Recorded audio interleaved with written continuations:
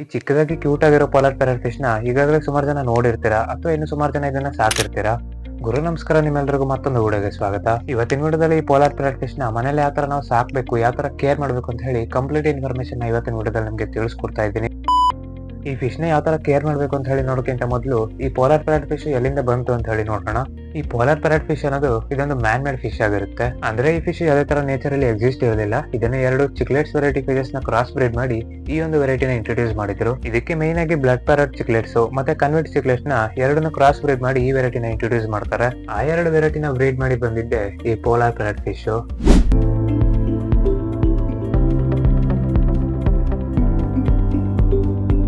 ಇದರಲ್ಲಿ ನಮಗೆ ಮೇನ್ ಆಗಿ ಎರಡು ಕಲರ್ ನೋಡಕ್ ಸಿಗುತ್ತೆ. ಒಂದು ವೈಟ್ ಪೋಲಾರ್ ಪ್ಯಾರೆಟ್ ಫಿಶ್, ಇನ್ನೊಂದು ಬ್ಲೂ ಪೋಲಾರ್ ಪ್ಯಾರೆಟ್ ಫಿಶ್. ಹೇಳಕ್ಕಾಗಲ್ಲ, ಮುಂದೆ ಇದರಲ್ಲಿ ಇನ್ನೂ ಹೆಚ್ಚಿನ ಕಲರ್ಸ್ ಬಂದ್ರು ಬರ್ಬೋದು. ಎಂದು ಚಿಕ್ಕದಾಗಿ ಕ್ಯೂಟ್ ಆಗಿರೋ ಪೋಲಾರ್ ಪ್ಯಾರೆಟ್ ಫಿಶ್ ಬೇರೆ ಪ್ಯಾರೆಟ್ ಫಿಶ್ ತರ ತುಂಬಾ ದೊಡ್ಡದಾಗಿ ಗ್ರೋತ್ ಆಗಲ್ಲ. ಮಿನಿಮಮ್ 4 ರಿಂದ 6 ಇಂಚ್ ತನಕ ಸೈಜ್ ಅಲ್ಲಿ ಗ್ರೋತ್ ಆಗುತ್ತೆ. ಹಾಗೆ ಈ ಫಿಶ್ ಮಿನಿಮಮ್ 5 ರಿಂದ 10 ವರ್ಷ ತನಕ ಬದುಕೋ ಕೆಪಾಸಿಟಿ ಇದೆ. ಅದೆಲ್ಲ ನೀವು ಯಾವ ತರ ಕೇರ್ ಮಾಡ್ತೀರಾ, ನೀವು ಯಾವ ತರ ಸಾಕ್ತೀರಾ ಅದ್ರ ಮೇಲೆ ಡಿಪೆಂಡ್ ಆಗುತ್ತೆ. ಮೊದಲಿಗೆ ಈ ಪೋಲಾರ್ ಪ್ಯಾರೆಟ್ ಇಂದು ಟ್ಯಾಂಕ್ ಸೆಟಪ್ ಬಗ್ಗೆ ನೋಡ್ತಾ ಹೋಗೋಣ. ನೀವು ಪೋಲಾರ್ ಪ್ಯಾರೆಟ್ ನ ಸಾಕ್ಬೇಕಂದ್ರೆ ಮಿನಿಮಮ್ 1.5 ಫೀಟ್ ಟ್ಯಾಂಕ್ ಬೇಕಾಗುತ್ತೆ. ಹಾಗೆ ಈ ಫಿಶ್ ನ ನೀವು ಬೌಲ್ ಅಲ್ಲೆಲ್ಲ ಸಾಕೋದಕ್ಕೆ ಬರೋದಿಲ್ಲ. ಮಿನಿಮಮ್ 1.5 ಫೀಟ್ ಟ್ಯಾಂಕ್ ಬೇಕೇ ಬೇಕಾಗುತ್ತೆ. ಇನ್ನು ಈ ಫಿಶಸ್ ಗಳಿಗೆ ಸ್ವಲ್ಪ ನಾಚಿಕೆ ಜಾಸ್ತಿ, ಅದರಿಂದ ಟ್ಯಾಂಕ್ ಅಲ್ಲಿ ಹೈಡಿಂಗ್ ಸ್ಪೇಸ್ ಗಳು ಇರಲೇಬೇಕಾಗುತ್ತೆ. ಎಂದು ಹೈಡಿಂಗ್ ಸ್ಪೇಸ್ ಗಾಗಿ ನೀವು ಲೈವ್ ಪ್ಲಾಂಟ್ಸ್, ಪಾಟ್ಸ್ ಹಾಗೆ ಪೈಪ್ ಗಳನ್ನೆಲ್ಲ ಯೂಸ್ ಮಾಡಿ ಹೈಡಿಂಗ್ ಸ್ಪೇಸ್ ನ ನೀವು ಪ್ರೊವೈಡ್ ಮಾಡಬಹುದು.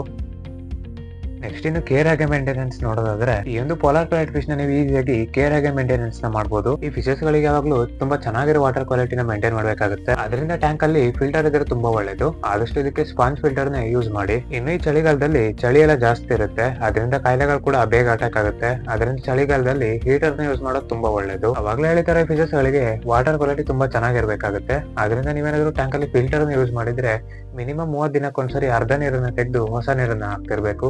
ನೀವೇನಾದ್ರೂ ಫಿಲ್ಟರ್ ನ ಯೂಸ್ ಮಾಡಿಲ್ಲ ಅಂದ್ರೆ 15 ರಿಂದ 20 ದಿನಕ್ಕೊಂದ್ಸರಿ ಅರ್ಧ ನೀರನ್ನ ತೆಗೆದು ಹೊಸ ನೀರನ್ನ ಹಾಕ್ತಾ ಇರ್ಬೇಕಾಗುತ್ತೆ.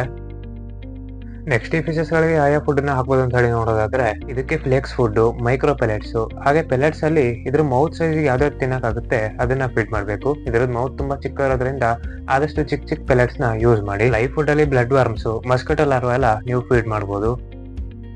ಇನ್ನು ಕೊನೆಯದಾಗಿ ಪೋಲಾರ್ ಪ್ಯಾರೆಟ್ ಟ್ಯಾಂಕ್ ಮೇಟ್ಸ್ ಗಳ ಬಗ್ಗೆ ನೋಡೋದಾದ್ರೆ, ಈ ಫಿಶ್ ಸೆಮಿ ಅಗ್ರೆಸಿವ್ ಫಿಶ್ ಆಗಿರೋದ್ರಿಂದ ನೀವು ಇದನ್ನ ಗೋಲ್ಡ್ ಫಿಶ್ ಜೊತೆ ಬಿಡೋದಕ್ಕೆ ಬರೋದಿಲ್ಲ. ನೀವು ಇದನ್ನ ಮೈನ್ ಆಗಿ ಏಂಜಲ್ ಫಿಶ್, ಬೇರೆ semi aggressive cichlids, clown loaches, silver dollar ಹಾಗೆ ಗೌರಮಿ ಜೊತೆ ಎಲ್ಲ ಸಾಕ್ಬಹುದು. ಇನ್ನೊಂದು ಇಂಪಾರ್ಟೆಂಟ್ ವಿಷಯ ಏನಂದ್ರೆ, ಈ ಪೋಲಾರ್ ಪ್ಯಾರೆಟ್ ಗಳು ಬ್ರೀಡಿಂಗ್ ಟೈಮ್ ಅಲ್ಲಿ ತುಂಬಾ ಅಗ್ರೆಸಿವ್ ಆಗುತ್ತೆ. ಅವಾಗ ಬೇರೆ ಫಿಶಸ್ ಗಳಿಗೆ ಕೂಡ ಅಟ್ಯಾಕ್ ಮಾಡೋ ಚಾನ್ಸಸ್ ಇರುತ್ತೆ. ಅದರಿಂದ ಈ ಬ್ರೀಡಿಂಗ್ ಟೈಮ್ ಅಲ್ಲಿ ಅಥವಾ ಮೊಟ್ಟೆಗಳನ್ನು ಇಟ್ಟುವಾಗ ಬೇರೆ ಫಿಶಸ್ ಗಳಿಂದ ಸಪರೇಟ್ ಮಾಡೋದು ತುಂಬಾ ಒಳ್ಳೇದು. ಹಾಗೆ ಈ ಪೋಲಾರ್ ಪ್ಯಾರೆಟ್ ಫಿಶ್ ನ ನೀವು ಔಟ್ಡೋರ್ ಅಲ್ಲಿ ಕೂಡ ಸಾಕ್ಬಹುದು. ಆದ್ರೆ ನಿಮ್ಗೆ ಪ್ರಾಪರ್ ಆದ ಕೇರ್ ಆಗಿ ಮೇಂಟೆನೆನ್ಸ್ ಗೊತ್ತಿರಬೇಕು. ಅಥವಾ ನೀವೇನಾದ್ರೂ ಈ ಫಿಶ್ ಅಲ್ಲಿ ತುಂಬಾ ಎಕ್ಸ್ಪೀರಿಯನ್ಸ್ ಇದೆ ಅಂದ್ರೆ ಅವಾಗ ಕೂಡ ನೀವು ಇದನ್ನ ಔಟ್ಡೋರ್ ಅಲ್ಲಿ ಸಾಕ್ಬೋದಾಗಿರುತ್ತೆ. ನೀವು ಇದನ್ನ ಈಸಿಯಾಗಿ ಔಟ್ಡೋರ್ ಅಲ್ಲಿ ಸಾಕೊಂಡು ಬ್ರೀಡಿಂಗ್ ಕೂಡ ಮಾಡಬಹುದು. ಇದಿಷ್ಟು ಈ ಒಂದು ಪೋಲಾರ್ ಪ್ಯಾರೆಟ್ ಇಂದು ಕೇರ್ ಆಗಿ ಮೇಂಟೆನೆನ್ಸ್ ಬಗ್ಗೆ ಆಗಿತ್ತು. ಅದೇ ತರ ಈ ಪೋಲಾರ್ ಪ್ಯಾರೆಟ್ ಫಿಶ್ ನ ನಾವು ಈಸಿಯಾಗಿ ಮನೇಲಿ ಬ್ರೀಡ್ ಮಾಡಬಹುದು. ಅದ್ ಯಾವ ತರ ಬ್ರೀಡಿಂಗ್ ಎಲ್ಲ ಮಾಡೋದು ಅಂತ ಹೇಳಿ ಮುಂದೆ ಬರೋ ದಿನಗಳಲ್ಲಿ ನಿಮ್ಗೆ ತಿಳಿಸ್ಕೊಡ್ತೀನಿ. ಈ ವಿಡಿಯೋ ಏನಾದ್ರೂ ಇಷ್ಟ ಆಗಿದ್ರೆ ಅಥವಾ ಇನ್ಫಾರ್ಮೇಟಿವ್ ಆಗಿದ್ರೆ ವಿಡಿಯೋಗೊಂದು ಲೈಕ್ ಮಾಡಿ, ನಿಮ್ಮ ಫ್ರೆಂಡ್ಸ್ ಜೊತೆ ಶೇರ್ ಕೂಡ ಮಾಡಬಹುದು. ಏನಾದ್ರೂ ಡೌಟ್ಸ್ ಇದ್ರೆ ಕೆಳಗಡೆ ಕಮೆಂಟ್ ಸೆಕ್ಷನ್ ಅಲ್ಲಿ ಕಮೆಂಟ್ಸ್ ನ ಮಾಡಿ. ಹಾಗೆ ಇದೇ ತರ ಹೆಚ್ಚಿನ ಕಂಟೆಂಟ್ ನ ಕನ್ನಡದಲ್ಲಿ ನೋಡ್ಬೇಕಂದ್ರೆ ನಮ್ಮ ಚಾನಲ್ ನ ಈಗಲೇ ಸಬ್ಸ್ಕ್ರೈಬ್ ಮಾಡ್ಕೊಂಡು ಸಪೋರ್ಟ್ ಮಾಡ್ತಾ ಇರಿ.